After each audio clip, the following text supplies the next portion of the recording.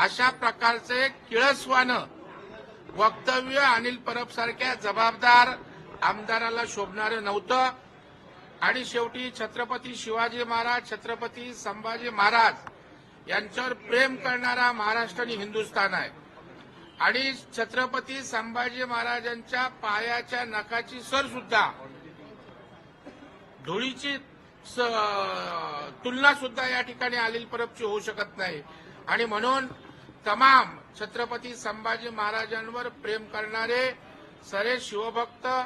संभाजी महाराजांचे भक्त म्हणून या ठिकाणी आम्ही आमदारांनी पायऱ्यांवर या ठिकाणी अनिल परबांचा धिक्कार केला। त्यांनी जी स्वतःची संभाजी महाराजांशी तुलना केली त्याबद्दल त्यांनी सभागृहात जाहीर माफी मागावी, अन्यथा अनिल परब यांचं निलंबन करावं अशी आमची त्या ठिकाणी मागणी आहे। आणि राज्यपाल यांच्याविषयी, अभिभाषणाविषयी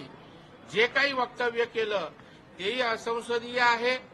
तेही या ठिकाणी शोभणारं नाहीये। त्या संदर्भात त्यांनी सभागृहात त्या ठिकाणी दिलगिरी व्यक्त करावी, माफी मागावी, अन्यथा अनिल परब यांना त्या ठिकाणी सळो की पळो केल्याशिवाय आम्ही राहणार नाही।